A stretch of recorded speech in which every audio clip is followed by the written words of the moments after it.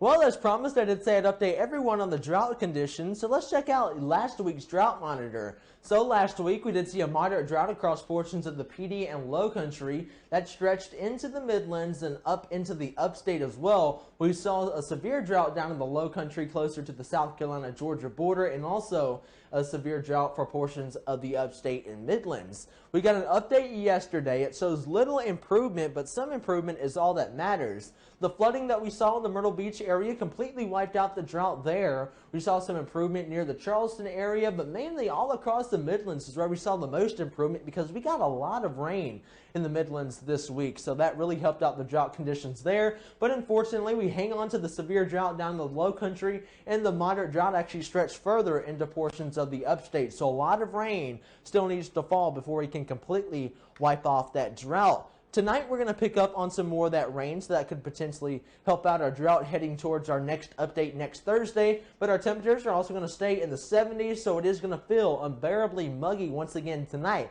The high humidity and the warmer temperatures are going to prompt the chance of a couple of strong to severe thunderstorms tonight, so only a level 1 out of 5 chance of severe weather. Our main concern being the winds that could potentially gust 40 to 60 miles per hour.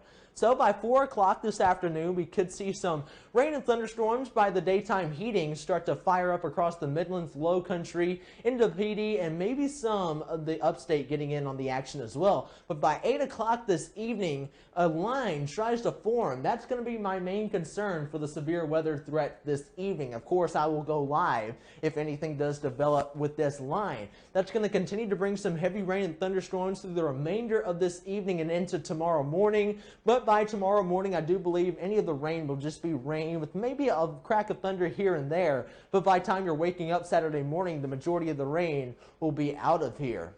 But we will do it all over again on your Saturday afternoon and evening with another level 1 out of 5 chance of severe weather. Once again, our main concerns will just be the winds gusting 40 to 60 miles per hour. It's a little bit different on your Saturday because we do have a cold front approaching from the north and west.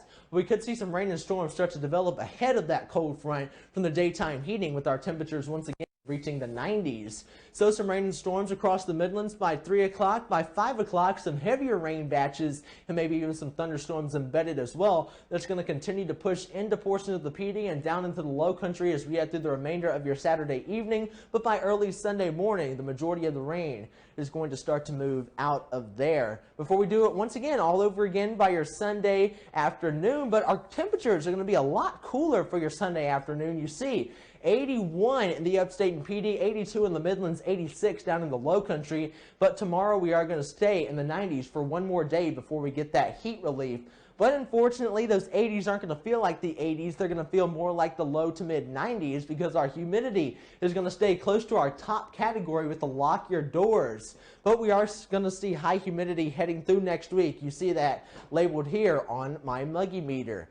Continuing through next week, we are going to see rain and storm chances, and that's going to last into the week after that. Rain and storm chances stay around 50 to 40% throughout the week, but we do see some 70% chances closer to the coast tomorrow, about a 70% chance Saturday, and for your Sunday, we do see temperatures cool off into the 80s with 2 90-degree days across the state, but the humidity is going to really be bad, so those 80s are going to feel like the 90s. Keep it here at Will's Weather for all the latest information.